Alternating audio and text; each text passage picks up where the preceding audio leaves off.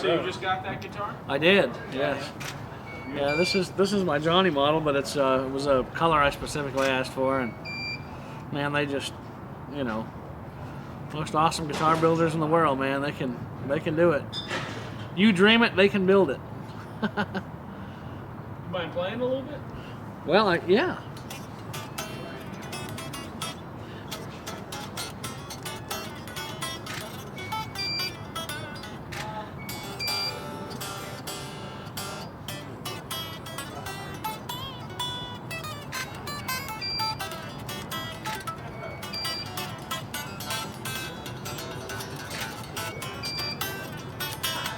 Yeah, that's some fun stuff, man.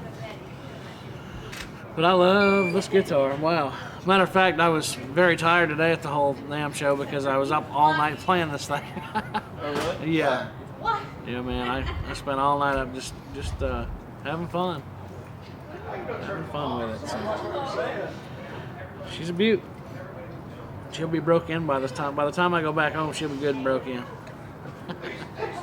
How long have you had Paul Smith guitar? Actually, it's been about 2 years now. Actually, I used to be a Telecaster player, and really, I really needed a guitar that was going to be more versatile for me. I signed on to Steve Vai's label, Favored Nations Records, and started playing more rock style music and putting country guitar in the rock genre. And it's you know, so I really needed a tremolo, and but I still needed some country features too, you know. So I basically, with this one, we recessed the truss rod cover so you can still do all the bends behind the nut like a country player does. And of course, but as a rock feature, it's got 24 frets. You have 2 full octaves.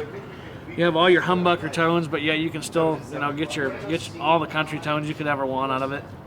And then of course you still have your tremolo, so you can do all the dive bombs and stuff like that playing rock music. But the pickups are just phenomenal, man. I mean, I can play jazz, blues, country, whatever genre I really want to. And as a Nashville session player, I really wanted to capture one guitar that would just do it all. And PRS did it. PRS did it. How'd you get to know about PRS? Well, man, I moved to Nashville back in 1996, and I remember going into Corner Music in Nashville on 12th Avenue. And there was this beautiful Paul Reed Smith hanging. It was hanging, you know, quite a ways up on a rack, and I'm legally blind, and so I said, hey man, there's a gorgeous guitar there. Can I take a look at it? And the guy brought it down. It was a gorgeous PRS. It had 3 soap bar pickups in it, but a maple neck. And I really didn't realize that Paul made a guitar with a maple fingerboard, you know. And so I played the guitar, plugged it into an amp, and just fell right absolutely in love with it. And so that was really my first experience playing a Paul Reed Smith guitar. And of course, when I was explaining to Mac Wilson, my manager, that I needed a more versatile guitar to do, you know, to play all genres of music, he said, well, what do you want? Do you like another company that, you know, is there a company out there that will make the guitar you want? And I said, absolutely, it's Paul Reed Smith. So we were actually in Annapolis, Maryland one afternoon, and Mac made a few phone calls, and the next thing I know, I was sitting in the executive office playing a bunch of guitars and touring the factory, and just had it's been a whirlwind of wonderful experiences since. It'd be great if you could play more, if you don't mind. I'd be glad to, man.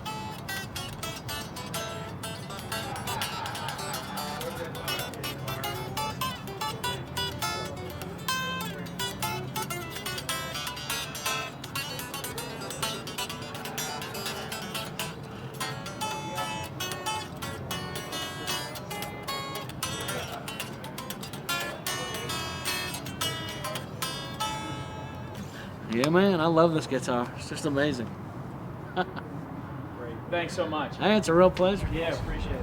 The first day Win actually hooked me up with a Swamp Ash Special. I said, man, there's just, you know, once I played that guitar and actually experienced being a part of the family, you know, then I actually got back home and, you know, jammed with the band and played, you know, had a chance to really crank it up and play the guitar.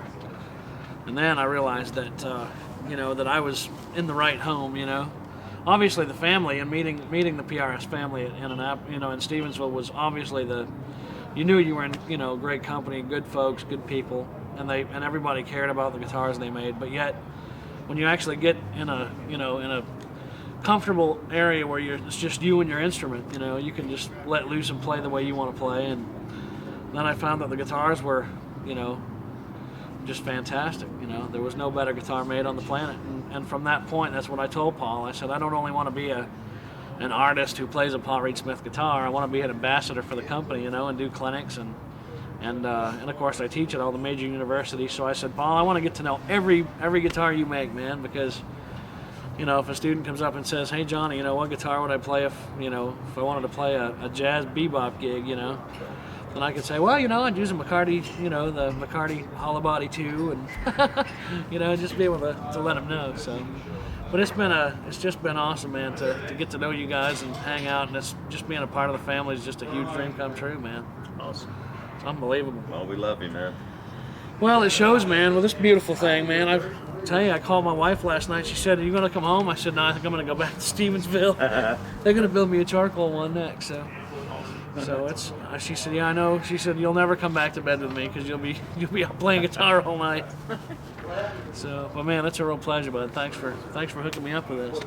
Great opportunity, man. Thanks so Great much. opportunity. Right. Hey, man, it's a real pleasure. Thanks a Yeah, lot. nice meeting.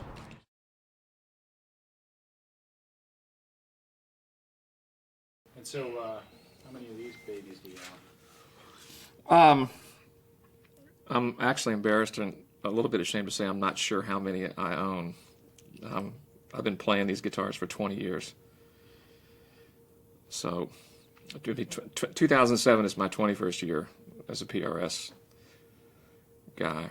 And I'm not really sure how many I still have, but I've been very fortunate to be in the position of Paul being willing to send me stuff as he's developing new guitars, and fortunate enough that he'll listen to my suggestions, and we kind of play off each other, and so we kind of have a constant flow of guitars coming in and out, which means I generally end up keeping the ones that I'm craziest about. But it's also, I mean, in the last couple of years touring with the Chicks, I had to have a whole set of gear out on the road with them, and I keep a whole set of guitars in Nashville because I do a lot of sessions there, and then guitars at home in Austin where I do sessions.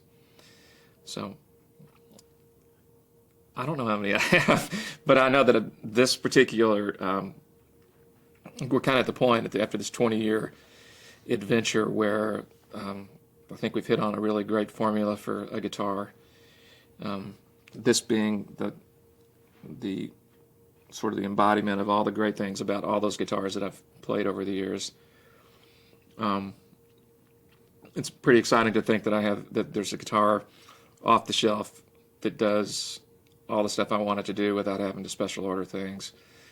And then I can recommend to people that say they want what I'm playing. And yeah, up until, actually this guitar won't be released until summer, but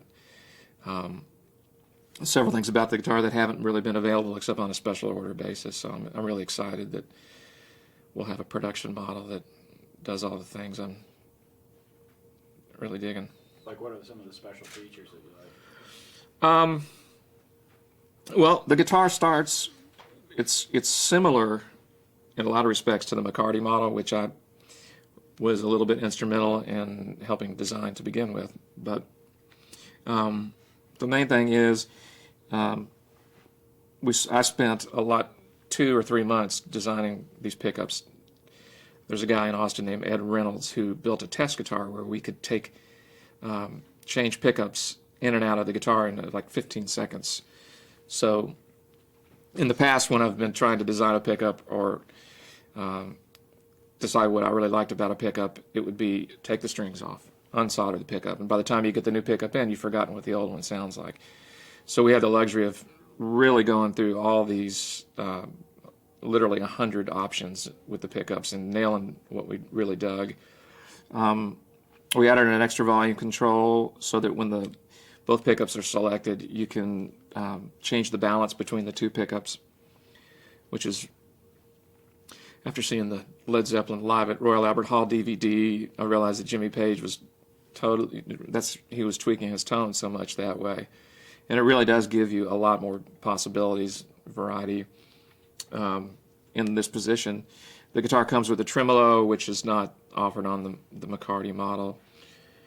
Put bigger frets on, and the guitar is strung with 11s. So if someone is used to playing a guitar with 10s, that I think they'd be surprised how the 11s are really similar to the 10s on a typical guitar with bigger frets. And the advantage to having the bigger strings is the acoustic properties of the guitar are brought out more. It really allows the guitar to resonate in a cool way that you're almost bringing an acoustic guitar property into a solid body electric guitar. So that, we have the newer tuning keys, but we've got the cool Ivoroid tuning pegs. For me, this, we got the neck shape, I think, really close to the best. There's a lot of variety even in when you specify that a neck is carved a certain way. There can be a lot of variety, and we got my two favorite necks and measured every little nuance, and I think we nailed it down. But I'm really happy with this guitar. So you're like, what's the metaphor here? You're like a test pilot for Paul? Well, to a certain extent. Yeah, I think it's... You tell me, you describe to me what you think you are in this relationship. Well, depending on the day of the week and how much I like the latest thing he's done, I'm either somebody that's really valuable to him or a thorn in his side. But, all kidding aside, I think he would say at the end of the day that I push him in a good way to sort of bring out things that I'm looking for. And at the same time, I have the luxury of having a relationship with one of the smartest guitar makers that I can imagine having the privilege of working with. So it's a mutually beneficial relationship, and I kind of get to have it's like a laboratory for me. I can call Paul and say, let's try this, let's try these pickups, let's try, what if we change the wax in the pickups, or what if we take half the wax out, all these little things. And I can do that, and I know it's when he has a lot of things going on, but I always feel like whenever I call, I have his full attention, and I feel like he's family. And it's a mutually beneficial relationship built on a lot of respect. Cool. So how would you describe Paul? I would describe Paul as incredibly driven, very smart, perfectionist, an incredible sense of he's just so curious about everything. He wants to know how he can make things better, and if he probably gets frustrated really quickly if he can't find the way to solve a problem, but he doesn't quit until he does. He's a very forward-thinking, talented man. He's there's the business side of him too, but there's really the artist side that drives him, probably, right? Well, there has to be a strong business side to him. I don't think he'd still be in business if there wasn't. But I think ultimately, if given a choice between if he had two phone calls and one was the finance guy saying we're going to have to shut down if we don't cut cost on this guitar, and the other phone call was from one of his artists saying, I just got the new guitar you sent me and I have to talk to you about it, he's going to take that phone call. He's definitely still driven by music. It's nice to know.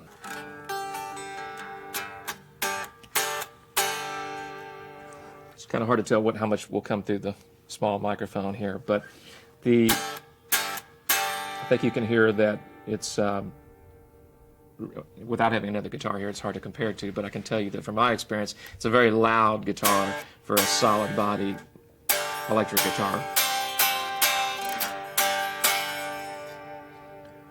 And if you get close enough, you can also hear the springs in the tremolo cavity sort of creating a natural reverb, which when through an amplifier, to me, it translates into some very pleasant musical upper harmonic things that get going on. And with the tremolo, which I think is the best, without a doubt, the best tremolo in the business, it's just totally become a part of what I do. I don't really do the whole dive bomb thing, but I always loved Bigsby's, except when I had to restring them or keep them in tune. And this tremolo can just give you that nice little swimmy.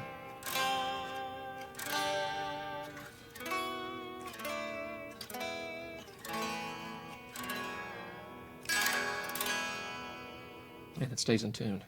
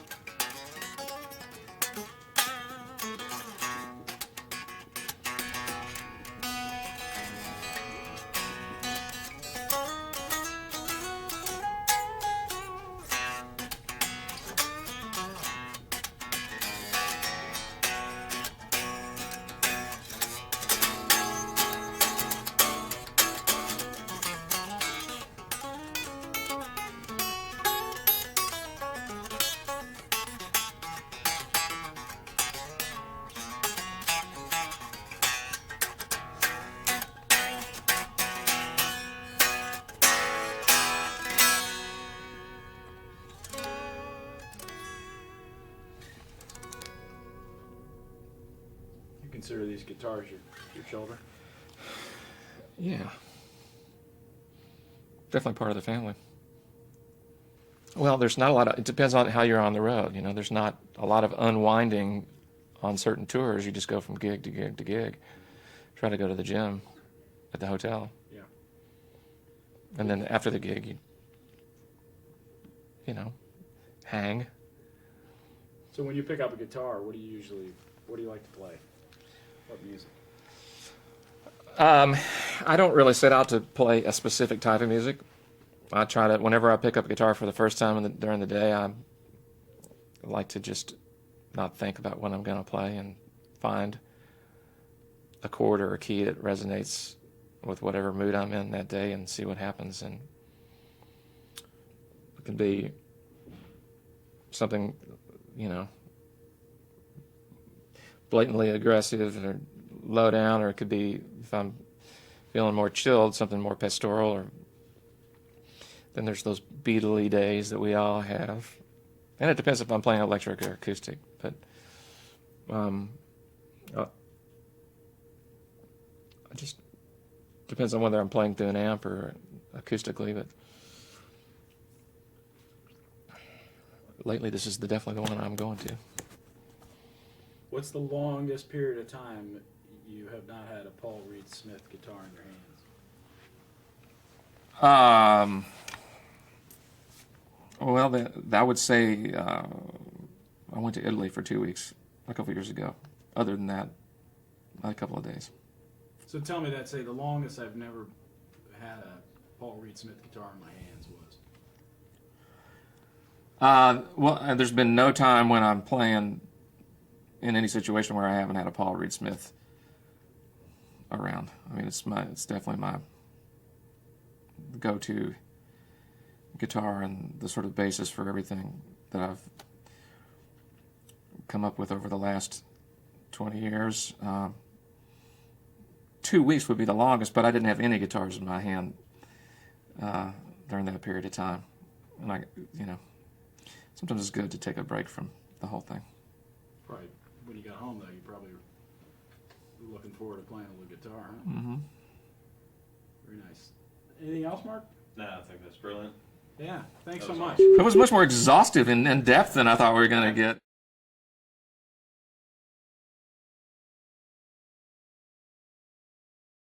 I'm not working because at some point in your life you've just got to say, I want my time, and I mean you'll tour until you drop if you keep saying yes. You'll do what till you drop?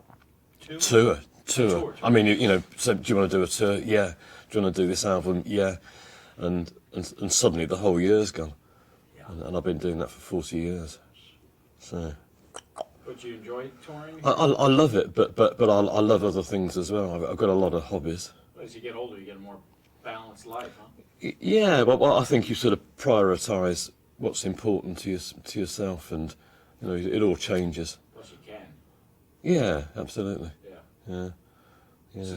So you've been touring for 40 years. How long have you been playing PRS guitars? I guess 5 years. It was but I've had PRS guitars maybe 10 years, and I've used them. But the change over to total commitment was when this one model came out. So tell me that story, like how PRS came into your life and how they took hold. Well, I've been playing for 40 years, and I guess I'd buy a dozen guitars every year and get rid of 6 every year.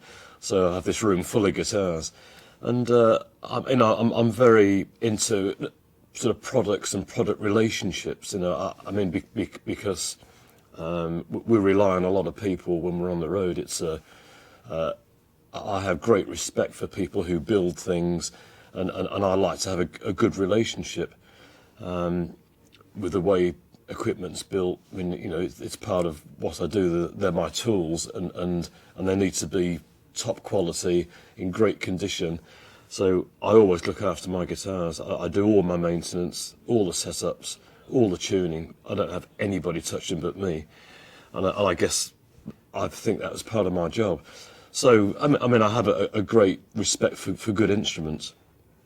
And I've had sort of relationships with different guitar manufacturers over the years, and I sort of chop and change as something suits me better from one year to the next. So PRS guitars, I mean, I've always had a few that I've used in the studio, and then the 513. In fact, there's a guitar shop in Devon called Manson's, and they're great friends of mine, and they showed me this guitar. They said, I was having another guitar repaired, and they said, have you tried a 513? And I said, no, I don't need another guitar. They're trying to sell me a guitar, and I'm fine. And they said, you should really try it. It sounds great. And I said, yeah, well, tell me about it. And they said, that they explained the pickup system that's very flexible and gives you the sounds of half a dozen guitars. I thought, well, that's interesting, because on the road, I don't like to carry more than a couple of guitars. So took it off the wall, played it, and I thought, right, I'll take it home and give it a good workout. And the amazing thing is that it does everything I've ever wanted in a guitar in one instrument. And we fly to South America. We do a tour we go to Russia, Turkey, Israel, India. I mean, we play the wackiest places, and you can't take a truckload of gear there. You can fly an amp, a guitar, a bag of clothes, and nothing else. You can't take it. It's impossible. So to have one guitar that does everything I need it to do is absolutely perfect. So I bought a couple of these guitars in the UK, and I played them for I guess a good year. And I was in the States, and I had a day off, and I just like to know about the products, and I like to meet the people who build them, because I just think if something's done really well, whatever it is, a car, a guitar, a boat, a snowboard, whatever, I have great interest in the people behind it and the way they're thinking and why they've done things in a particular way. So I just called the factory and I said, look, my name's Martin Barre and I play your guitars, and I just want to have a chat with somebody who builds them, because I just want to tell them how great I think the product is, and it was for no other reason, just to talk to them about the guitar, and that they were so delighted that I'd called, and I just thought, well, these people really care about what they do, and it's a really good company, and I guess the relationship between me and them is a very personal one. It's not a business one. It's just coincidentally, I love their guitars. That's the coincidence, and but the people are really great people to know and to be involved with. Right. Yeah. That's what everybody says. Yeah. So you take me back to that day. You took the was it 513? Yeah. Tell me that story. You took it home and you gave it a workout. Yeah. Well, I mean, our music dictates a lot of styles. I mean, we don't play heavy metal, we don't play rock, we don't play blues, we don't play folk, jazz. We just play a concoction of all those sorts of things. And what we do, nobody else does. Maybe they don't want to do it, but it's different, and it's quite demanding in the way that I have to play. We play with orchestras, we play with violin players, we play really quiet, we play really loud. I mean, there's a lot of demand on style and the sound that I have to produce on stage, so it's a very broad spectrum. And I just have to say that the 513 is the only guitar that I've ever known that covers all these different scenarios. I mean, it just does. You just need a guitar. In fact, you don't even need a spare one. I don't break strings, and nothing goes wrong with it. The other guitars I'd fly from, we'd play in Iceland, and then the next week we'd be, Italy or Spain, where the temperature's incredibly hot, and going from Iceland it's incredibly cold. And so the most important tool on the road was a neck adjustment. I'm constantly with other instruments resetting them, and PRS doesn't change. It just comes out of its case, and it plays, and it works, and it's just you're just taking something out of the equation. And gigs, especially when you're playing in strange countries, so much goes wrong with the organisation, the infrastructure within the gig, and the organisation and the setup. So the one thing you have to have 100% is your own gear, because as long as you can really trust and believe in what you're using, life's easy. All you've got to worry about is giving a good performance, that's the way I want it. I want to be able to pick up the guitar, tune it once. There's no crew. I mean, we go to these places, just us, and we've even set my own gear up. And life is easy, and that instrument is totally trustworthy. Why is the neck so good, and so when you change the humidities and everything? Well, I guess it's in the woods that they use, and it's in the build, the quality control, and because they are such a handmade quality instrument, that there's just no problems with them. I really think when you're looking at mass-produced guitars, you've got to expect things aren't going to work the way you want them to do. Whatever goes into the instrument comes out of it, and it's 100% input, and it shows in the end product. And so 40 years ago, do you wish you had there was a PRS guitar around? Well, but probably, yeah. But 40 years ago, guitars were never in tune, They sounded dreadful. You know, when I have no sense of nostalgia at all, because whenever I listen to stuff that's 40 years old, I cringe. You know, I just think the intonation of instruments was everything was against you anyway, and playing was quite naive as well. You know, I mean, it was important when you look at Hendrix and Clapton, and what they were doing was groundbreaking, and in today's music, it survives, and it's still the mark that everybody aims for. But certainly, equipment, it was always, amps were always blowing up, guitars were falling apart, strings were breaking. I mean, and as I said earlier, nowadays everything's on your side. In those days, everything was the opposite because you couldn't rely on anything at all. So yeah, I wish they were around. But it's nice. I'm quite happy that after 40 years of evolution, for me as a musician, and for guitars as a product and guitar makers, that they've arrived at the state of quality instruments that are out there now. So now I think I understand. Nowadays, people don't break guitars on stage as much, and I can see why. Because you wouldn't. What, you mean on purpose?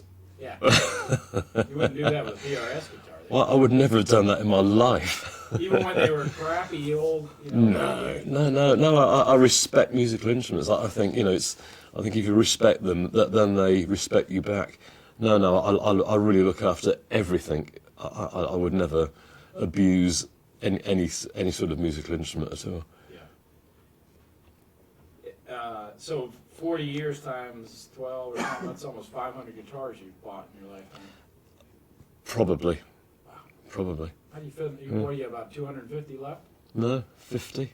No, 50. No, very few. But yeah. But then there are, as I say, we go back to the 513, and to be honest, when I'm in my studio at home, and I have all these guitars racked up on, they're all on racks out. The only guitar that I practice with on a day-to-day basis is the 513, and you just go, you look at the rack, and you think, and that's the guitar that I pick, and it's totally from choice. Yeah, great. Well, thank you so much. Really appreciate it. That was painless, right? Yeah. Yeah, it was nice. Yeah, should we do a take now? We already did. You kidding me? No. No, I knew that. Tell us You- your name. Tell us your name. No. Just for this balance. Mark.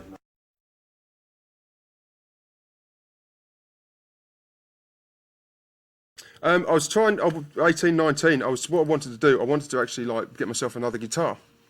And a band I was in at the time, and I went to buy this, I thought it was purple. I absolutely swear blind it was purple. But they kept telling me it was red and pink. So I thought, oh, I don't really agree with it. But this one, there's this tortoise shell, which was the bolt-on, the CE bolt-on. I played it, and it's amazing, absolutely amazing. What is it? What's so special about a PRS guitar? I don't know. I'd like just the neck feels really fast. Each neck feels completely different as well. I really like the wide thin necks. Yeah, the wide thin necks. They're pretty cool. I don't know. It's just the shape of it, the light, and they don't look like a typical. I don't know. Really, it's hard to explain. They don't look like a typical guitar you see. Just the shape of the body. I just really like them. I think they're amazing. I like you can see the wood grain. Totally. Yeah, the finishes on them are incredible. We were filming some yesterday, and you tilt down, and it's like a woman's body. Some of those curves. Hit the nail right in the head there. Maybe it gets back to your other terms. So you, when you were 18, you started. You probably couldn't afford it back then, huh? No, actually, funny to say that then it was what I had. What did we do? We just signed. I got an advance from a record label, and my whole advance went on buying the second-hand PRS. You bought the guitar over beer? Yep. Good. Yeah. The whole advance came through, and I'm thinking, I could live, or I could buy the guitar. Fuck it, I'll buy the guitar. And that's what I've done, and I'm hooked now. That's great. And then you started. How did your relationship with PRS develop into something, or? To start off with, it was up until, and then obviously when the band, like Cradle, we started actually getting a name for ourselves. And a friend of mine, he was like dealing between PRS and like myself, because he knew them there, and he was saying, you know, perhaps we could get you like a guitar made to whatever you want. I said, that's not going to happen, you know. And I thought, well, I might as well go for broke. So designed the whole back model that I use, the private stock. Designed the whole thing, made it look real nice. Sent it off to them, or you guys, and it was like, and they said, yeah, definitely. And I went, oh, George just hit the floor. I couldn't believe it. And when it came through, I was like, my God, absolutely incredible. And then since then, I've been like using my private stock for about 5 years. So this is the guitar you designed? Yeah. So tell me about it. What did you want in the design? It's pretty much a standard private stock, you know. But what I've done with the pickups, because of the style of music I play, when we play live, we have to have everything has to be like, we're really anal about everything being tight. You know, the cut-offs and the songs finishes in between breaks, no noise like bleed or anything. And so what I've done with the pickups, the neck pickup and the bridge pickup, we've got their own separate volume knobs. You know, and so what I do is turn the volume off the neck pickup that's completely off, it never comes on, and there's a like three-way position switch where I can flick in between the two pickups, so it acts as an instant cutout for me. You know, and there's riffs that I play as well that I use the cut off, and I use it quickly off and on. You know, it's pretty much, other than that, it's pretty much the standard like private stock, apart from like the bats and the neck. You know, it's a good purple and black sunburst quilted maple top. So you like periods at the end of your sentences, is what you're saying. Just like Yep. or exclamation point.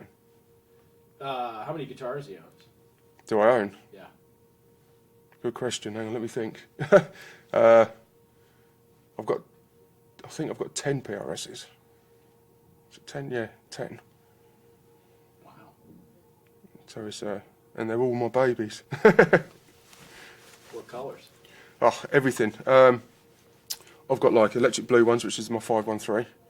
I forget what colour blue you call it, but it's like a real vibrant blue. I've got the tortoise shell. I've got like 2 standard black ones. I've got my, oh crikey, what have I got?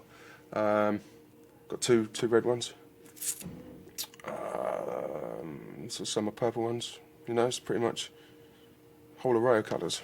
How do you decide which one to play? It's hard. I mean, to be fair, when I play live, I always play my back guitar.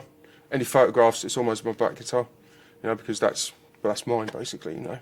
But I mean, to be honest, when I'm jamming at home, I always pick up, because I've got a McCartney hollow body. That's incredible neck, absolutely incredible neck, and I always usually just play that all the time. When I'm at home, not having to, because the band I'm in, we tune to D, you know, and there's like some of my guitars are actually in concert pitch. So when I'm jamming and practicing and stuff, I usually pick up the hollow body, which is tuned to E, and the neck is just.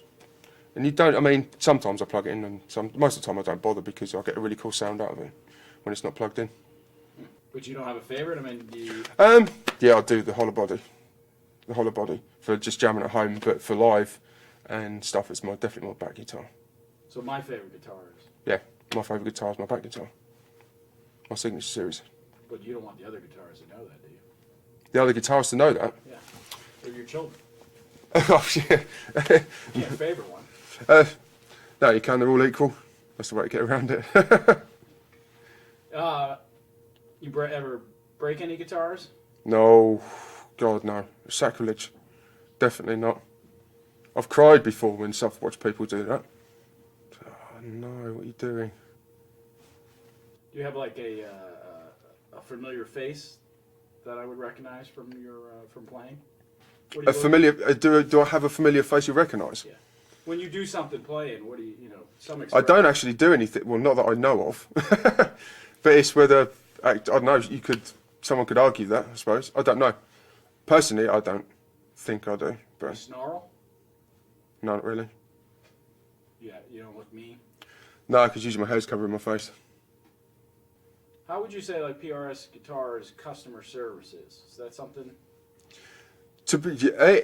Every time I've phoned up, the customer services side of PRS, every time I've phoned up, I've always managed to get hold of somebody, which is brilliant, you know. But to be fair, mine have never gone wrong, so I've never had to talk to anyone. So it's like the only time I talk to, I usually phone up Win or whoever and just to say hi, really.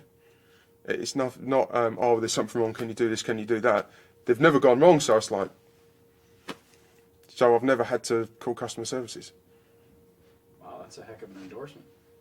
That's great. And you drop guitars. Yes.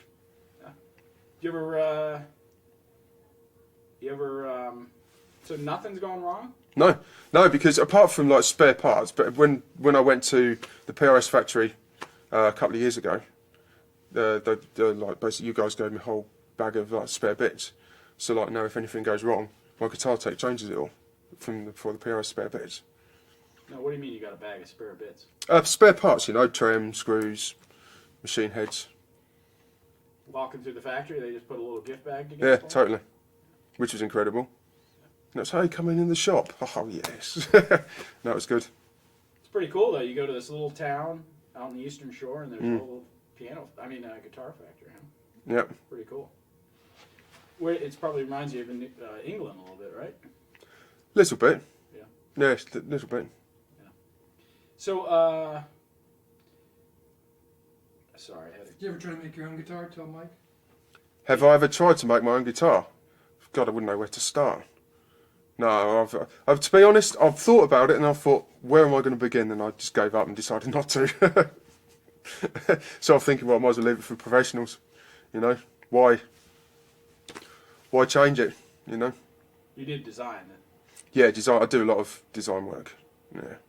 I've actually, funny to say that, I've actually got an idea for another PRS, but I'll talk to someone about that later. Colour-wise and stuff. Oh yeah. Do you you want to give us a little hint? No. So you must know Paul, huh? Yeah, we spoke briefly. Yeah, actually, I just spoke to him before coming in here, and how long ago was it? About 5 years ago. More than that actually. It must be about 7-8 years ago actually. The town where I live in England is a place called Colchester, and he came out to Colchester and played this like small pub, and there's a whole presentation of PRS guitars, and I bought tickets to go along and see it, and there was a case of like, one day I'm going to have one of them, and all I wanted was just to own one, you know, actually my own one, and it was, I physically have got my own one. It's a bit of a weird concept thinking about it really, because I can't still have to pinch myself because it seems a bit of a dream. Wow, that's another great endorsement right there. Yeah, totally. Wow. Where do you keep your guitars? In my studio. I've got a studio in my house, you know, for where I do all my writing and stuff, and they're all in there, up the walls, hanging from the walls. Nice. Very nice. Can you think of anything else? No, I think that was great. Yeah. Yeah, it's really great. Thanks a stuff. lot. No, was that okay? Oh, yeah. We don't even need to roll.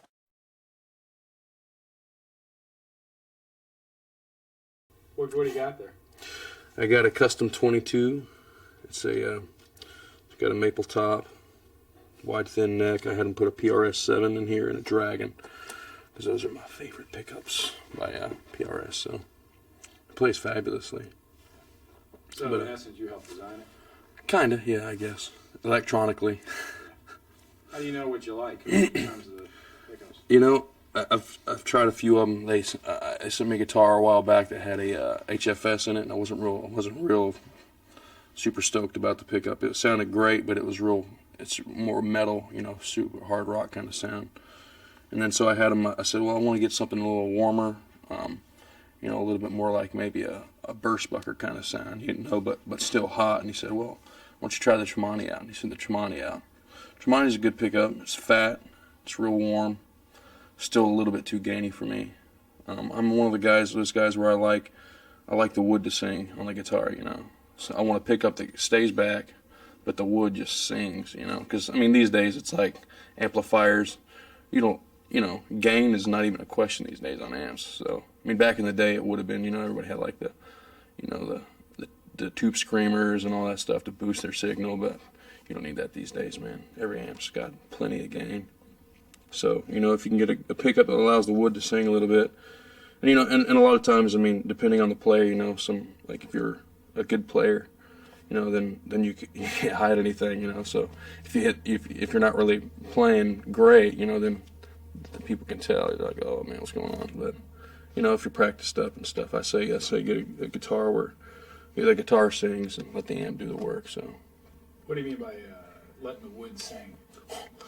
Well, you can show me if it's easier to explain. Yeah. Well, basically, with this guitar, I get a stop tail because, like with the tremolo, I feel like you lose a little bit of thickness, a little bit of the tone, because this is just stationary, so it doesn't move. So you get the full resonance of the guitar, and with a maple top, maple sings really well. So that's my favorite. I like to have a maple top. Being that the pickups are always planted down on the guitar, it just all together, the whole guitar sings. The wood of the guitar sings. You know what I'm saying? So. Why don't you make it sing there?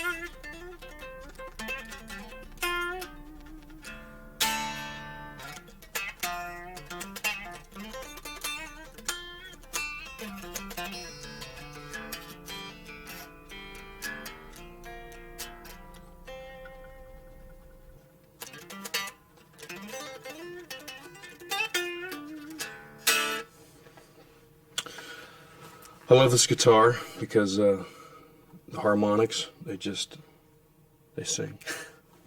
They just ring out. There's a ton of resonance in it, and just the build of the guitar is perfect for what I like. But with the flame top or the maple top and just the way the build is and the pickups, it's just perfect for me because it has that just natural tone to it. How'd you find PRS? We were on tour one time with on a big tour, I think with Audio Aid, some other guys, and Jack was back there hanging out with a guy named Tyler Burkham was his name, and I walked in and I'm like, "Who's that?" And he's like, "That's the guy from PRS," and I was like, I grew up in North Carolina, and there was a shop called Fat Sound Guitars, and a guy named Stuart Carter, he's a really good friend of mine, and he always had these PRS guitars in there, and I was like, man, this is so nice, And back then I was playing like Kramer and Ibanez and stuff, just getting what I could afford at the time, And I love those guitars too, but PRS was like the cream of the crop kind of thing, So I was like, he always let me play him because I was younger, and he didn't want the kids all playing on the, the $3,000 guitars and whatnot. So I picked him up all the time, and he knew I loved him. And after a while, man, growing, musically as I got better and better, I just went through so many different guitars. And then when I heard Jack was there hanging out at that one show we were at, and I was like, oh man, I got to go meet this guy, the president. So walked in, I meet him, and exchanged information and stuff. We stayed in touch, and one day we were on tour out with POD, and one of my guitars busted. And I called him. I was like, dude, I was like, man, I got nothing right now. Is there anything you could send me, just a loaner or something? And he's like, yeah, dude, I'll see what I got in the factory. So he sent me a standard 24 satin finish, and I just fell in love with it all over again. So That's cool. yeah, man. Have you met Paul?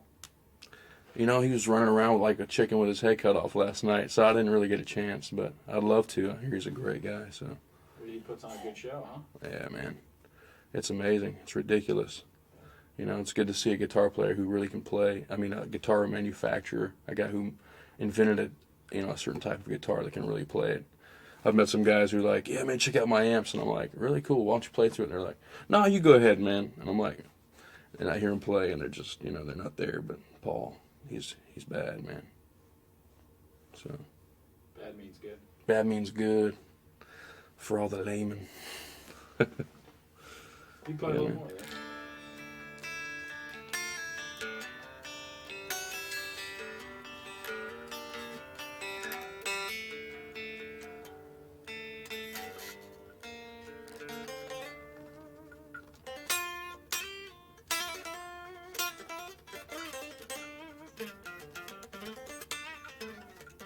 These guitars hold up. Yeah, they're the most durable guitar I've ever owned. Stay in tune. Especially that, a lot of the famous guitars, they always have the tuning problems and stuff, or the more famous, I guess. But they're, the thing about PRS is they're durable, they stay in tune, they sound good, they're built well, handcrafted, beautiful instrument. So. If you want to play more, that'd be great. Oh, cool.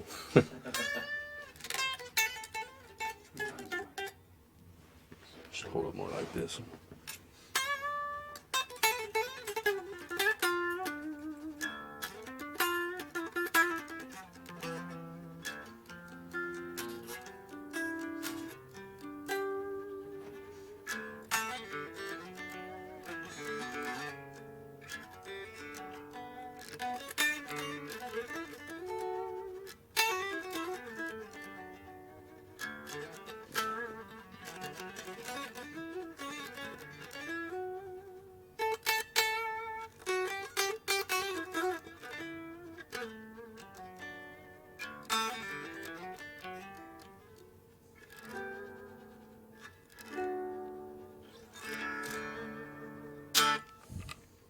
You been to the factory?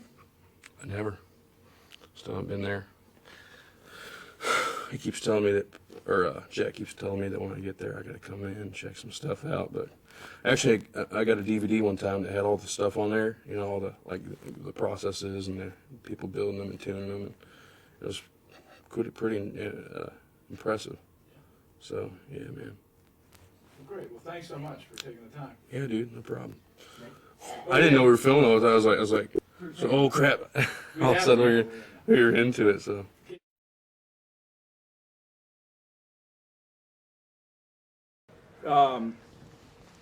Who plays what instrument? How does that work? I play guitar. He plays guitar as well and sings. I sing a little bit. Poorly.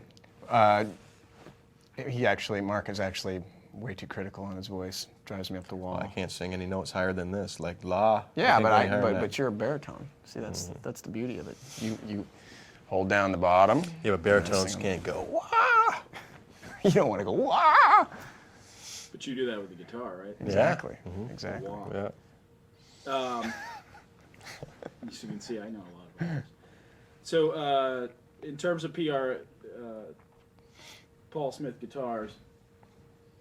So we've actually begun now? No. Okay. When did you first hear about his guitars?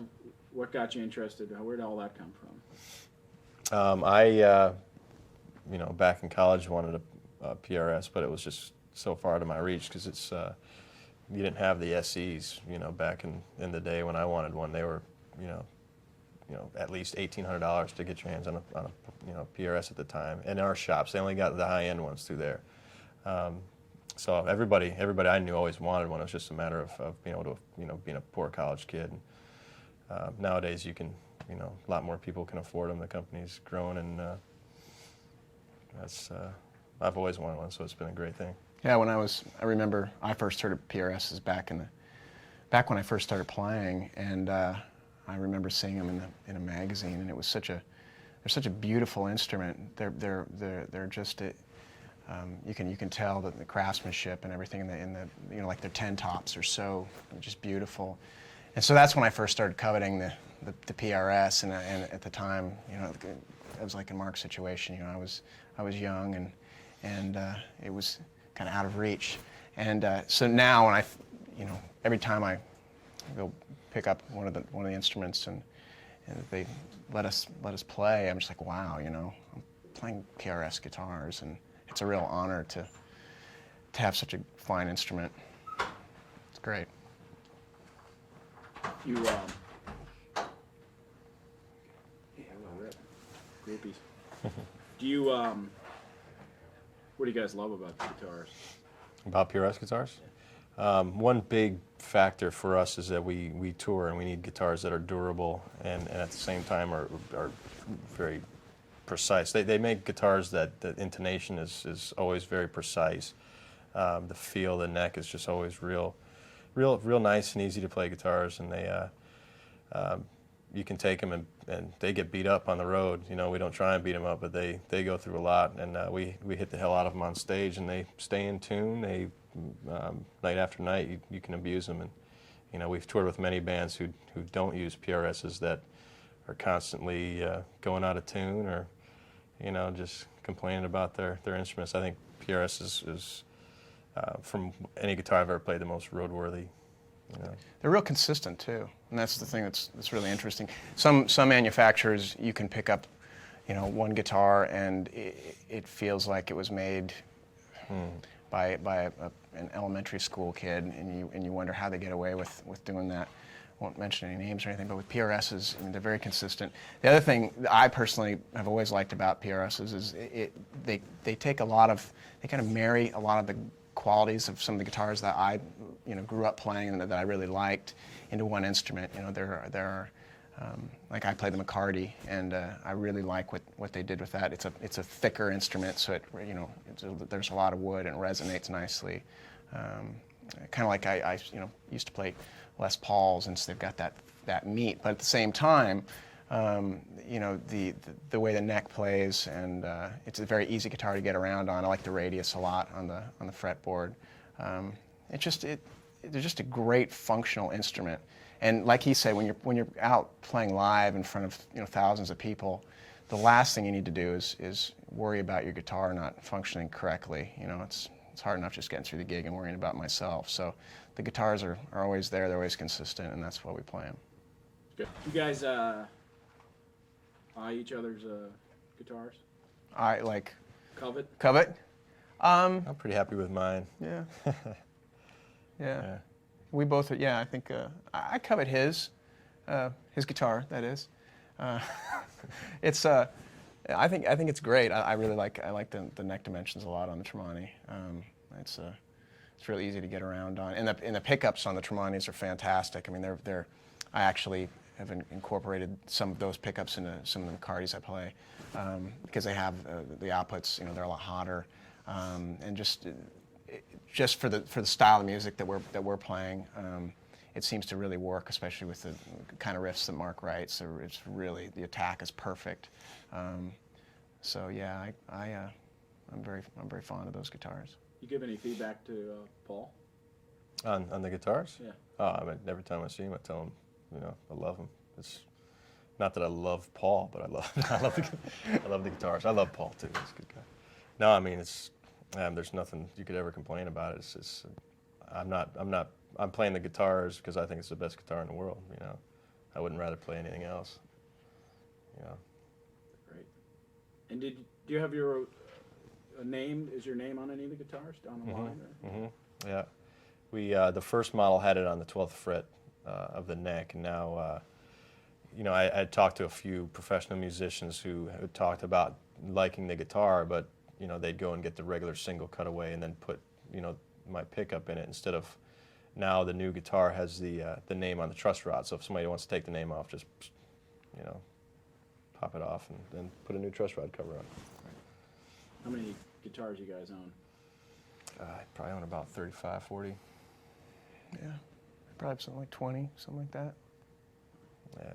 All PRS guitars? About half of them. I mean, I've collected a lot of guitars over the years. I mean, a lot of, you know, I like,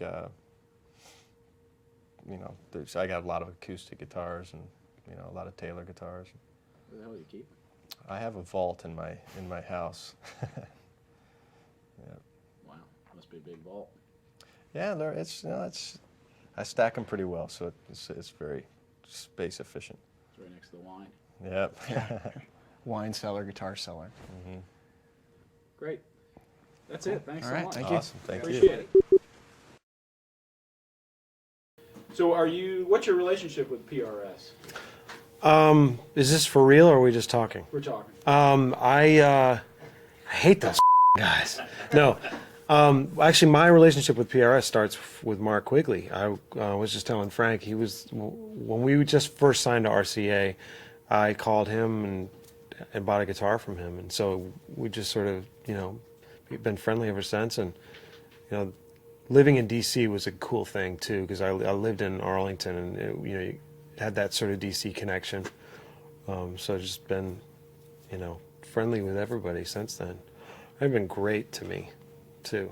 They make awesome instruments. So it's been a long time now to be on the team. Yeah. How many of their guitars do you own or have you owned? I probably own 9. I'd say about 9 of them. And the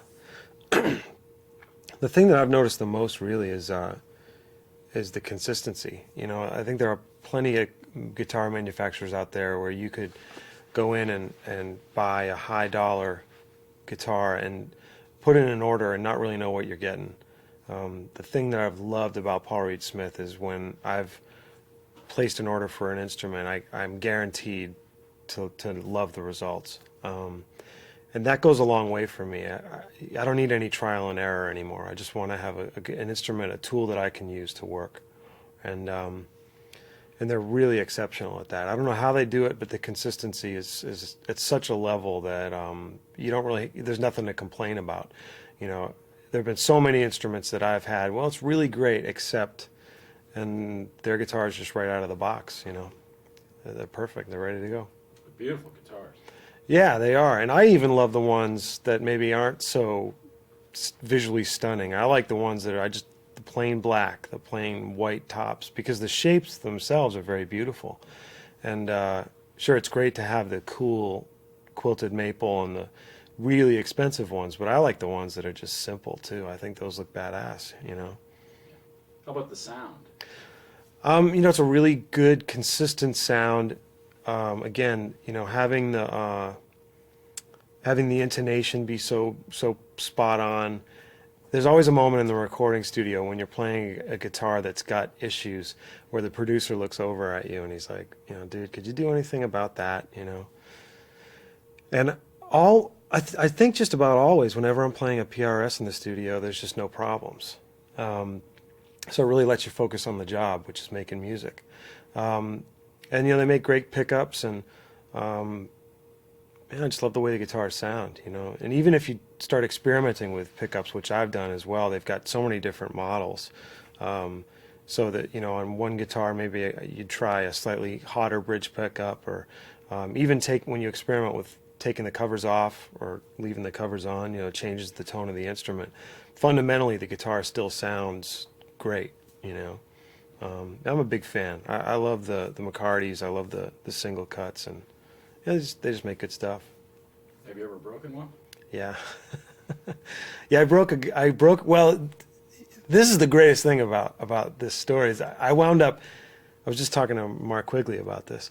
I was playing a gig somewhere, and I broke a string on the guitar, and I was trying to make a change really fast, and as I changed the guitar, or took the guitar off, it slipped out of my hands, and it fell probably 10 or 12 feet onto a concrete floor and just sort of bounced up. I remember seeing the instrument bouncing and the neck wobbling a little bit in slow motion, and then it landed back on the ground, and it had a divot in it, significant divot.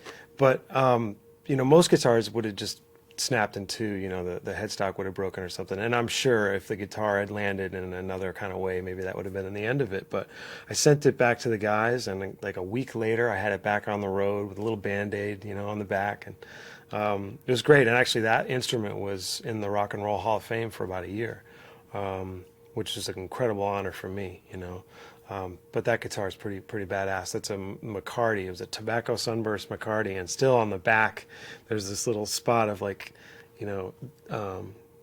natural mahogany where it all kind of got put back together.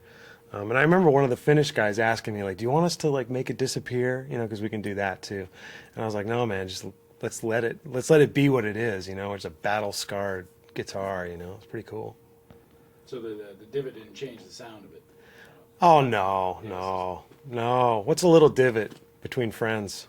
No problem. So you never smashed a guitar? No, I'm not really one for smashing guitars. I think it's been done, and it's been done well. And I wind up just liking them too much. I don't want them to go away. There have been times when I've slid guitars across the stage, for sure, when stuff was going wrong. But that's about as close as I'll get. Have it go on a little journey, you know. Do you know Paul? Yeah. Oh, sure. Yeah. Yeah. Paul's just this, you know, mad scientist dude with a vision, you know. I mean, and he's had it forever. You know, he wants to make the best guitars in the world, and he's driven to do that. And you know, it seems like an obsession to me, you know, but we all benefit from that. He's a really good guy, totally down to earth.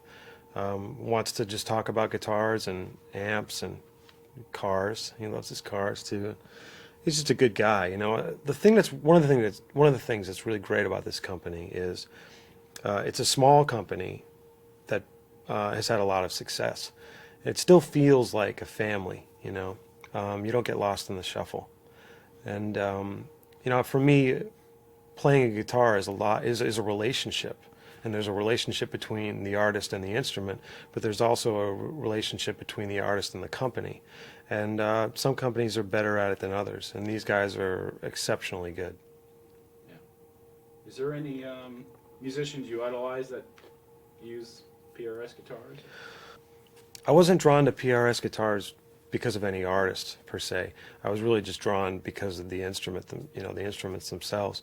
But I have to admit, I saw Rush play probably in 97 or 98, somewhere around then. And Alex Lifeson was playing I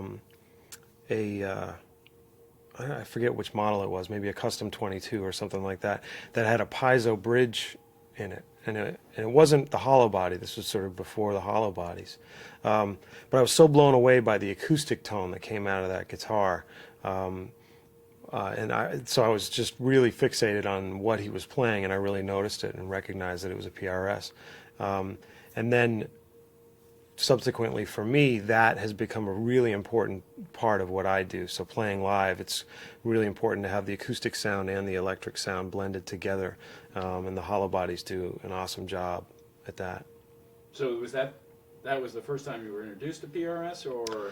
No, it wasn't the first time I was introduced to PRS. I had, you know, back in the day, really lusted at those, the ones that had the metal paint jobs. They were like, you know, they went like stripes that sort of went up and down on the guitar, and those were so badass. I mean, I still think that's one of the coolest guitar finishes ever.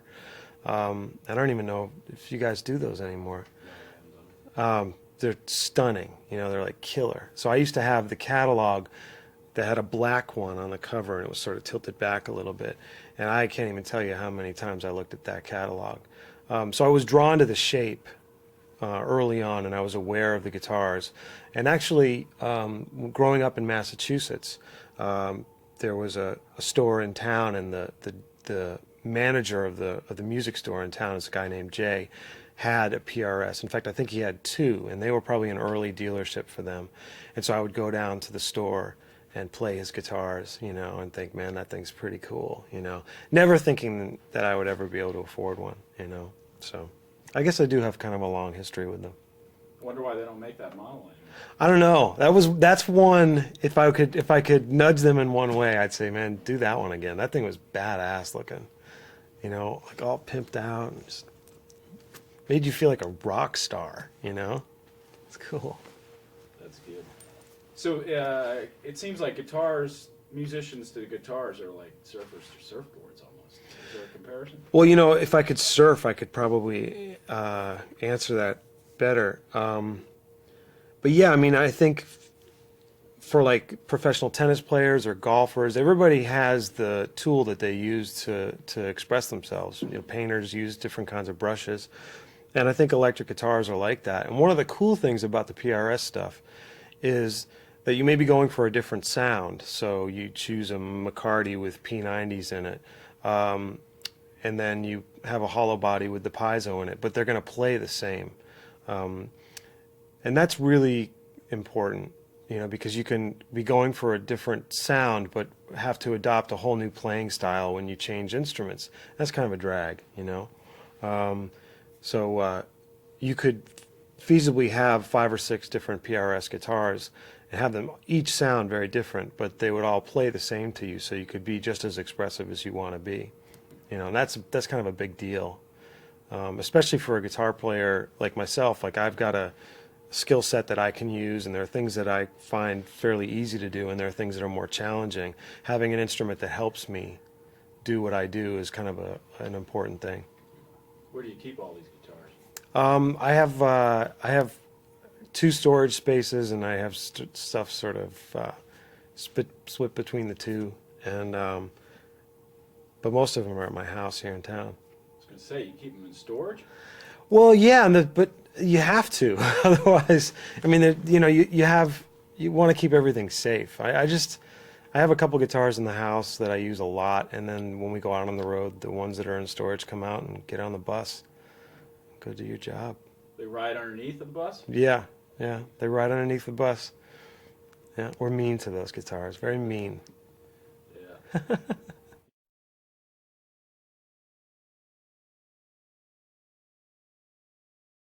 We did a concert in Maryland. I believe it could have been with Return to Forever, Chick Corea, and Buddy Myles and us. And someone says there's a gentleman who has a guitar they want to show you. His name is Paul Reed, and he wants to know if you're interested. And I was over there with someone else.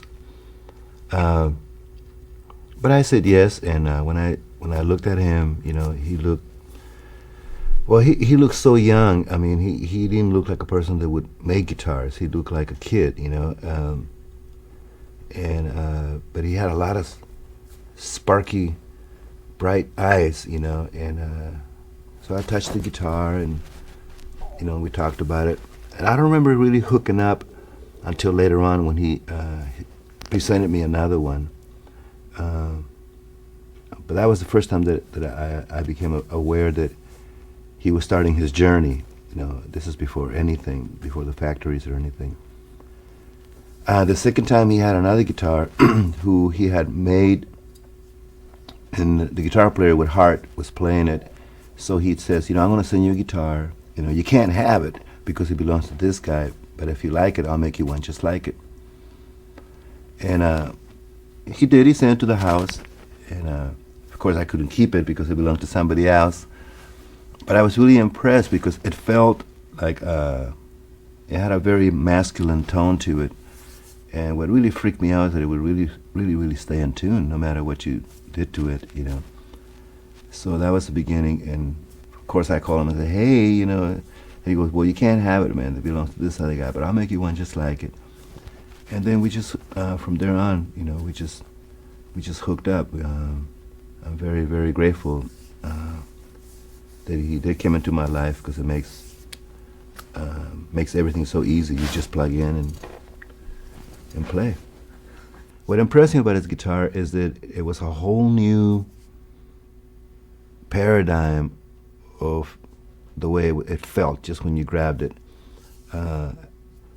And I was really impressed with the passion and enthusiasm that he had, and he still has to this day.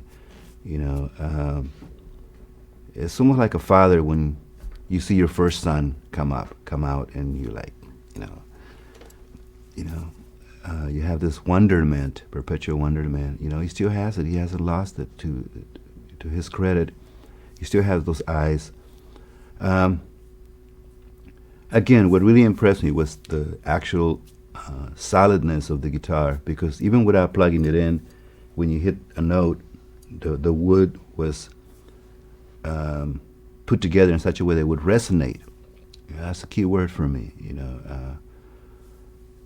My tools is resonant sound vibration. That's what I work with. You know, those are the things that make people hair stand up, or make people laugh or cry or dance, you know. So I'm very aware of resonance, and when I play the guitar, even without plugging it in, I noticed that it had a different voice than Fender or Gibson. And he just positioned himself right in there with all of those super icon names. And now he's on a level that is right second to none. I mean, he's right there, you know. it's inspiring to see someone stay true to their vision and their commitments and their passion. I remember he used to tell me stories about how the community chipped in with him, you know, the barber shop, the hardware store, and everybody kind of believed in him. They all started putting money behind him. Of course, he paid him back when, you know. But that to me was something that really stayed with me, how that he was able to convince this little town where he was for them to invest in his dream. I mean, what an incredible story. That's like a movie in itself, you know, to walk around and it's the opposite of that movie Into the Wild, because this guy was, you know, was wanting to run away from the world. Paul wants to run towards the world, you know, and say, look what we have and who we are. And visiting the factory was really impressive because you get to meet people of all kinds of consciousness, you know, people with mohawk hairs, people with rings and straights, blacks, white, Latinos, all young, you know, hippies, you know. And I walked in and I was like, wow, you know, this kid is, you know, he's not afraid of diversity, kind of what America is. And that's the first thing that I noticed, even before the guitarists, is how, you know, people were like, so like laser beams, you know, one guy just polished, another guy paints, another guy cuts the inlays and stuff like that. And there's woman and man, like I said, the dichotomy of extremes in personalities, but they all have a commonality. And then he took me to see the woods and, you know, the special stash, you know, of wood and how they dry. And going to his factory, for me, I'm always inspired and impressed by the passion that the workers put behind it. You usually don't take a guitar right from the factory to the stage that evening. You have to like modify or adjust or do. With his, you just grab them and you just go on stage and you have a ball. You know, it's, they stay in tune. You know, that's the main thing. They stay in tune and they sound beautiful. I was the motivator to ask him to create the student models, which now they're taking off like crazy, and they sound fantastic. They look incredible. And, you know, I just felt that there was a need to put guitars in junior high schools and preschools and high school and colleges, you know, because usually people can't afford to get a guitar right from the get-go the way he makes them. Those are like, you know, they're kind of like Maseratis. You know, you can't start with a Maserati. You know, you need to start something more modest and practical. But again, they're beautiful and they stay in tune and they sound fantastic. Those are the three supreme qualities. They're beautiful, they stay in tune, and they sound fantastic. What more could you want? You plug it under any amplifier, Dumbles or Boogies or Fenders or Marshalls, you get an incredible response from each one. You just grab it and play in the studio or live. You know, you don't have to think about anything. In fact, it's better when you don't think about anything. You just it's what we call virgin territory every night. You know, where you have like celestial amnesia and you just trust. You know, you grab the guitar like it's the first time that you play it, and for me, it's important, you know, to utilize his guitars as something that I trust. It's not the guitar, it's me. I'm the one that has to be in a place to prepare myself to have that kind of mental position where you kind of consciously get a lobotomy. So you don't think, you just, you know, you don't become your worst critic, and you don't calculate, you know, how long you're going to sustain or what you're going to do. You know, not just. And those guitars make it really easy because, you know, since you don't have to think, will it stay in tune? You know it's going to stay in tune. Then you just trust that you have to discard what you know and put in a brand new, totally innocent melody to it. Because that, for me, is what I'm known for, is the melody, right. You know. Got the stacks on?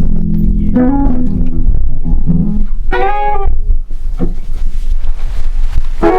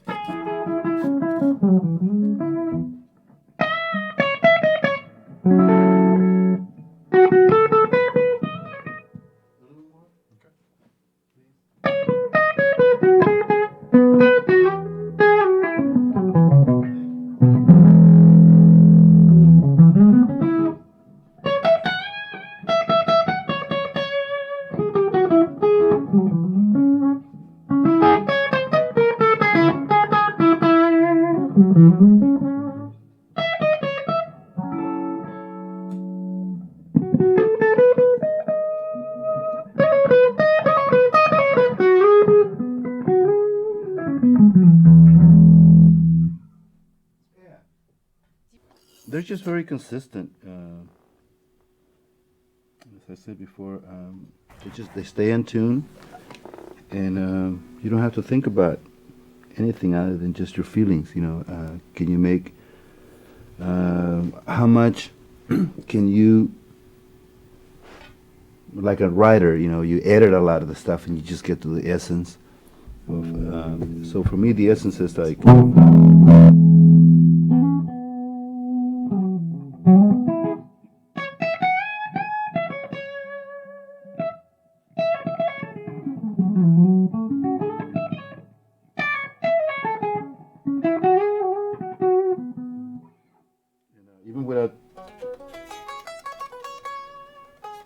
Even without the amplifier, it has its own tonality to me, you know, because I just want him to expand, and I want to share his passion with the world.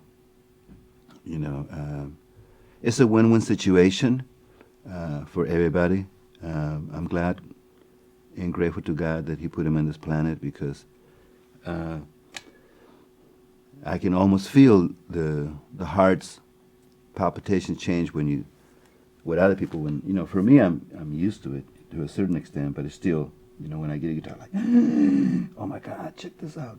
So other people who are just beginning to play, and you open the case, and then you see it's like, you know, and so that's what this video should be about. It's like what it's like for just a person, you know, who's like maybe 17 or 25, a woman or man, and they get their guitar, and then they open the case, and then they see it. That speaks volumes, you know. The superlatives are necessary.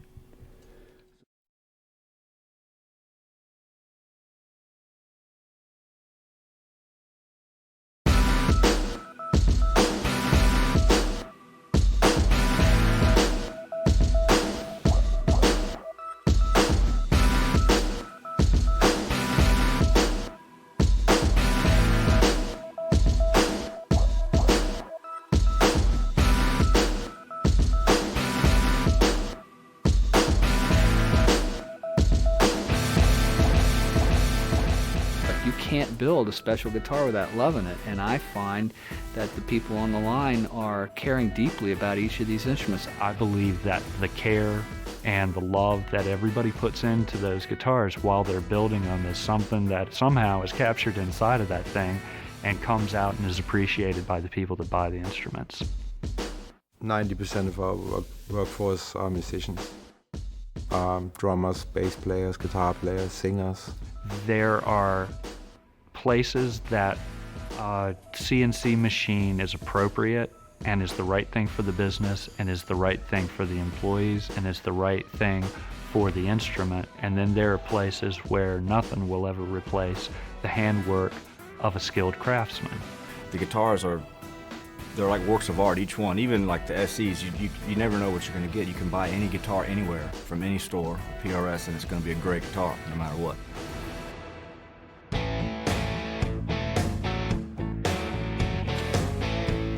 In that period of the 80s, you know, the electric guitar was all graphic finishes and pointy head stocks and Floyd Roses and lots of whittle and all that kind of stuff.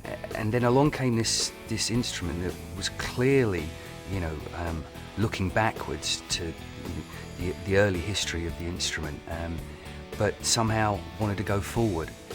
The original idea was a working musician's guitar. get single coil tones, humbucking guitar tones, clear ones, thick ones, any tone you needed without having to hit a stomp box or change guitars. That was the original idea. And the original idea was just to have mahogany guitars and a few curly maple guitars. I had no idea the world was going to enjoy the look of curly maple so much. Again, when we started, the only place you could find a piece of curly maple was in a violin booth at our trade show. It just didn't exist. I think as people began to, play the guitars and hear them and understand them, they realised that the PRS guitar had its own voice. What impressed me about this guitar is that it was a whole new paradigm of the way it felt just when you grabbed it. I'm in a rock band. I don't play with technique. I play with everything I got. So at the end of the song, do I have to stop and retune, or can I get another guitar? Well, that's how I choose guitars, ones that can take that beating. We expect our stuff to last a lifetime. We intend for it to last a lifetime, and we stand behind that.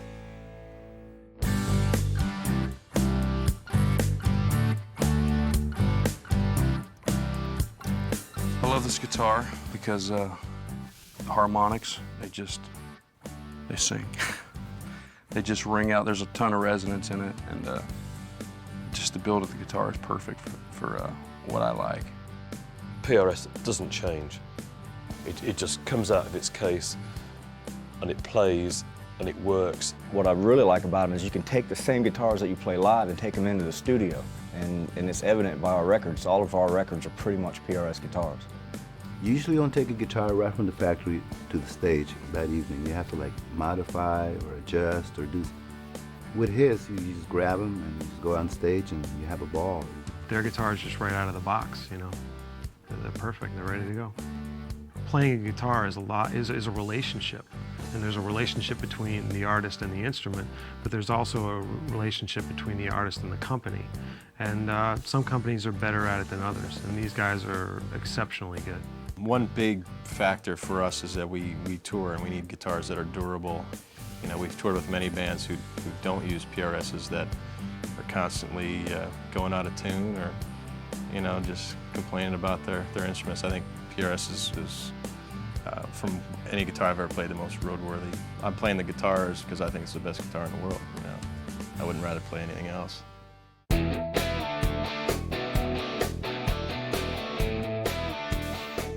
There's an incredible passion with the employees that we have, myself included, when we get to build something from scratch and watch it turn into music, watch it turn into a hit song. That's really what, to me, drives the people at PRS. I'm always inspired and impressed by the passion that the workers put behind it. I think that the guitars wouldn't be nearly as wonderful if the people on the line weren't as inspired as they are. They stay in tune, sound good, they're built well, handcrafted, beautiful instrument. Those are the three supreme qualities. They're beautiful, they stay in tune, and they sound fantastic. What more could you want? My goal has always been that if you go into a store, the instrument that will do the best job is one of our instruments. There's been no time when I'm playing in any situation where I haven't had a Paul Reed Smith. PRS is like a hot rod that never breaks down. The intonation's always pretty solid. They're really easy to set up. They sometimes don't even need to be set up. My guitar tech sets mine up every day, but he tells me, he's like, man, sometimes I don't even really have to. They always just kind of sit where they need to sit.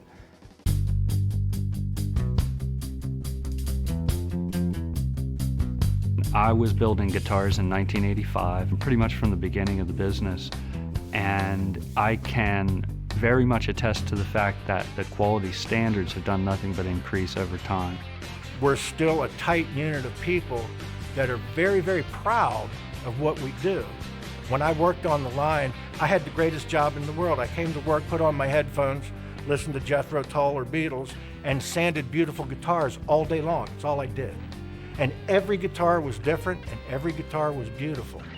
There is no other guitar company for me. It's a nice relationship, and it really warms my heart to be able to work with a company like that and know that if I'm in Poughkeepsie, New York on a Sunday and I have a problem, the next morning it's okay, I can sleep at night. Even all the guys in the factory all share the same passion for guitars and music, and that's what it's really all about. At the end of the day, record sales aside, It's about music.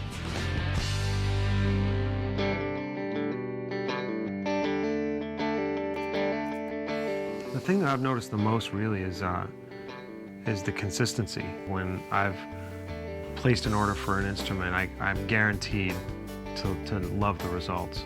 So I just called the factory and I said, look, my name's Martin Barre and I play your guitars, and I just wanted to have a chat with somebody who builds them, because I just want to tell them how great I think the product is, and it was for no other reason, just to talk to them about the guitar. It does everything I've ever wanted in a guitar in one instrument. But to have one guitar that does everything I need it to do is absolutely perfect. Stay in tune, and you don't have to think about anything other than just your feelings. I got an advance from a record label, and my whole advance went on buying a second-hand PRS. I could live, or I could buy the guitar. Fuck it, I'll buy the guitar. And that's what I've done, and I'm hooked now.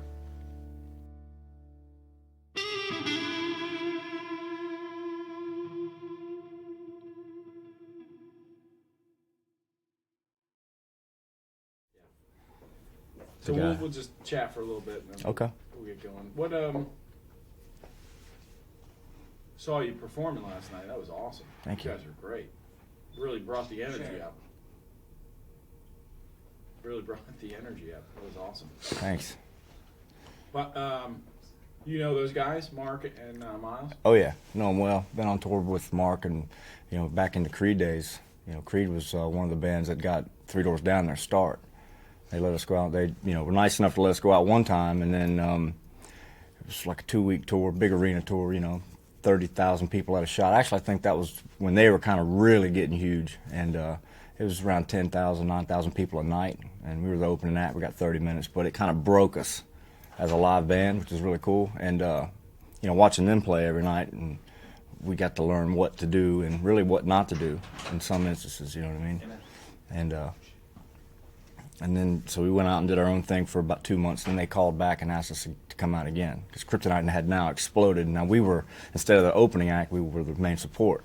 So we got to go out with them again, and we did another month with them, and that was even better. Now it was 30,000, 40,000 people a night, and we got 45 minutes. So after those 2 tours, it was just, we never had to open for anybody else again ever. Great. So thanks to Mark and them. So when they started Alter Bridge, we returned the favor, or tried the best as we could. And we took them out as many times as they would come out, and went to Europe. And so I've known him for about 8 years now.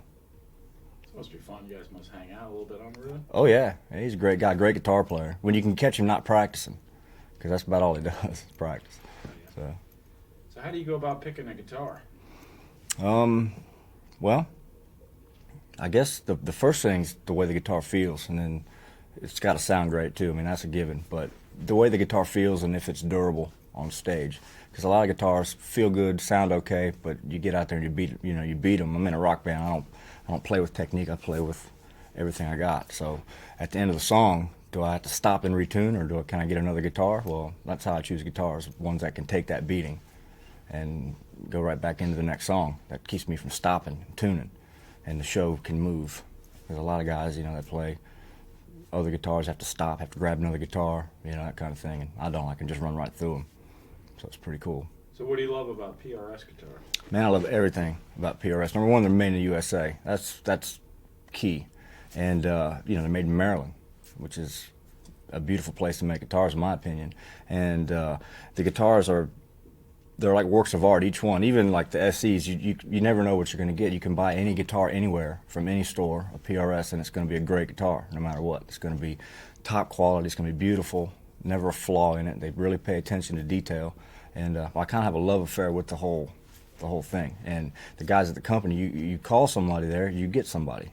You know what I mean? You don't always just get a recording, and if you have to leave a message, they always call you back. They take really good care of the artists, unlike other companies that I've worked with, and it's just, there is no other guitar company for me. So It's great. So when did you find them? I found them in 2000. I was actually looking. I'd never played a PRS before, because growing up playing bars, I never had money to really buy nice gear, so it was all pawn shop stuff. So when I finally got on the road and made a little bit of money, I was like, all right, now it's time to buy a nice guitar. So I started going to the different music stores and shooting out everything, playing the Les Pauls, all the Fenders, and trying to find the right guitar for me.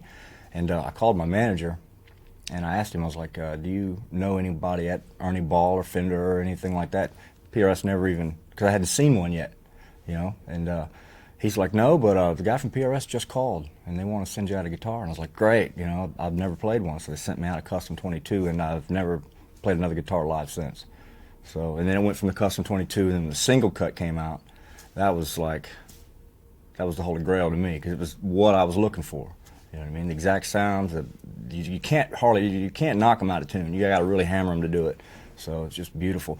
And also, what I really like about them is you can take the same guitars that you play live and take them into the studio. You don't have to carry 15,000 other guitars. You can take 5 PRSs and do the job. And it's evident by our records. All of our records are pretty much PRS guitars. So why does PRS guitar fit you? Well, there's a lot of reasons. I mean, durability for one, because I get to hammer the crap out of them, and they're beautiful, and I love beautiful instruments. I'll hang them on my wall versus playing them. You know what I mean? It really, if they're beautiful guitars. But the thing about PRS is you can do both with them. You don't have to not let anybody touch it, because it's going to survive. And it's evident through the hurricane. I lost 6 PRSs in the hurricane. Sent them all back, put them back together. They're great. Nothing's wrong. The necks aren't. The bodies are fine. No crack. The finishes survived. They look like brand new guitars. And one of them was a hollow body, and it sat under salt water for about 5 days. Completely submersed. Sent it back. They fixed it. Sent it back to me. And then about 4 weeks later, I found another. 4 weeks. I found another one outside, still in the case. Case was a complete ruin. The guitar was just there, and I was cleaning up my mess, and I found it. I was like, geez, this one's got to be ruined. Sent it back. They sent it back to me. It's great. Tell me, that's a great story. Yeah. Well, Hurricane Katrina wiped me out, my studio, my house, everything. So all my guitars that weren't on the road were there, and no one knew the water was coming in like that. My home has been there for 35 years, and it went through Camille and George and all the big ones. Never got a drop of water. Well, this time I got 7.5 feet.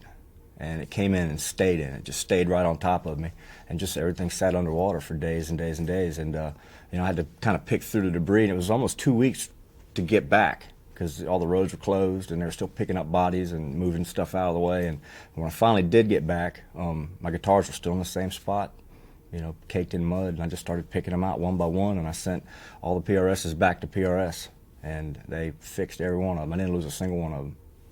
So it was a beautiful thing. Tell me how durable they were to be able to survive that hurricane. Well, when you take them up from out of salt water, of course they're done. The electronics are finished. You can't do anything with the electronics. But the wood, I guess they do such a good job with the process of making the guitar that the wood didn't warp. All the finishes were great.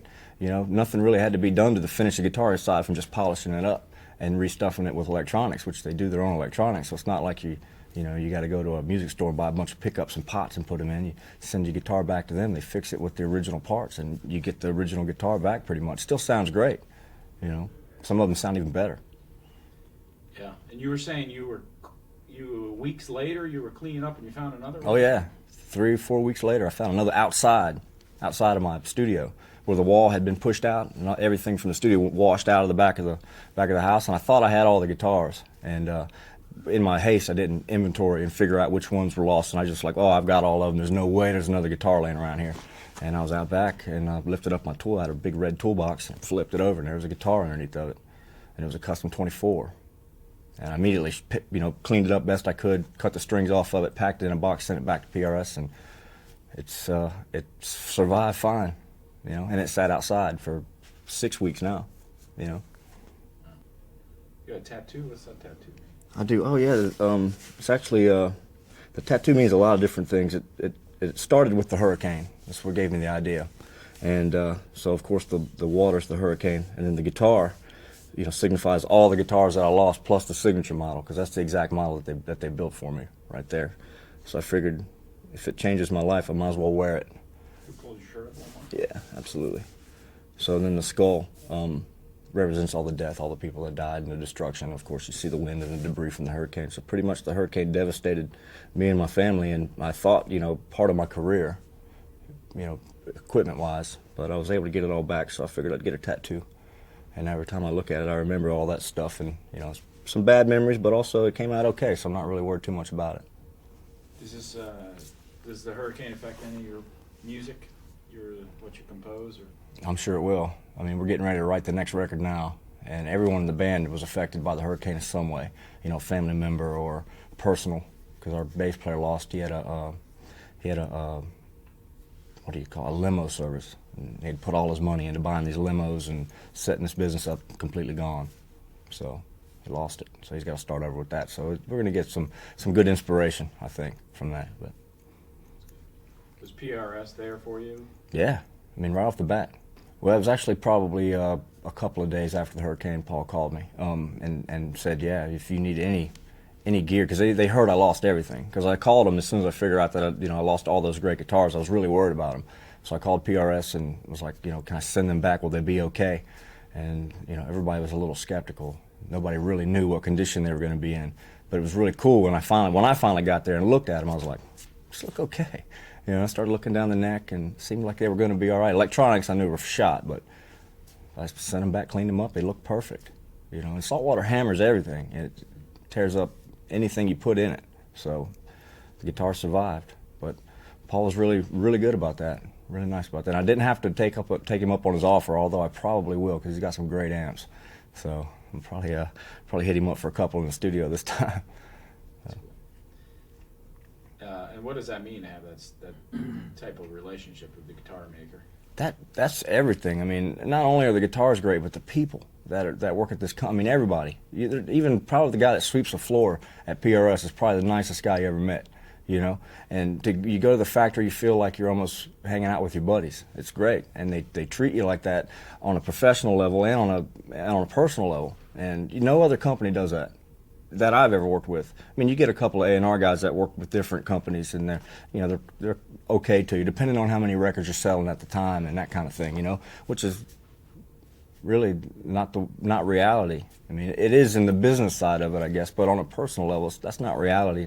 PRS doesn't do that. They approach the artist like a person and like they would any of their customers. And they help you out and they do whatever they need to do. If you're not happy with what you got, they fix it. No questions asked, you know. And, beside the question of what do you want us to do? And they take care of it right then. And everything's beautiful. It's just it's a nice relationship, and it really warms my heart to be able to work with a company like that and know that if I'm in Poughkeepsie, New York on a Sunday and I have a problem, next morning it's okay, I can sleep at night, you know what I mean? Because, I mean, my show has to go on, and I don't want to have to grab another guitar. I've never had to with PRS. You can always just call and say, you know, hey, Win or Paul, whoever, you know, you can get on the phone, or you can always get somebody, even on their cell phones at night, and they take care of it right then. And it's great. It's great. They got a support system you just wouldn't believe. And you think, I know it's good business practice, it's a smart business practice, but it goes deeper than that. There's something motivates that. I don't get the sense that it's a business thing. When you talk to them on the phone, you're not really talking business all the time. Even when we were setting up my signature model, it was never really like business. It was always just like a couple of guys sitting around talking about a cool guitar.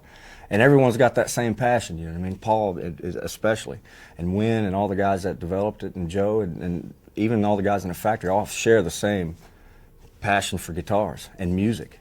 And that's what it's really all about. At the end of the day, record sales aside, it's about music.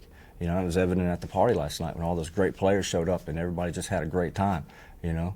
Things were running behind and everybody was smiling, and it was great, you know. It's pretty neat. Yeah, it is. Did you see Paul jamming up there on Oh, stage? yeah. Oh, yeah. I definitely, I'm a big fan of Paul's playing, so always have been. And it's kind of weird. Paul built his first guitar in St. Mary's County, Maryland, and I was born there in St. Mary's County, Maryland. Moved to Mississippi when I was young, so not actually from Mississippi, but so I was born in St. Mary's County, Maryland, same place PRS guitars are made. So it's kind of like that was another thing that drove me that way a little bit. After I started learning the history of PRS, I thought it was kind of neat. Yeah. So. That's cool. Does Paul has the chops when he plays? Oh yeah. Paul's a great player, man. Make no mistake about it.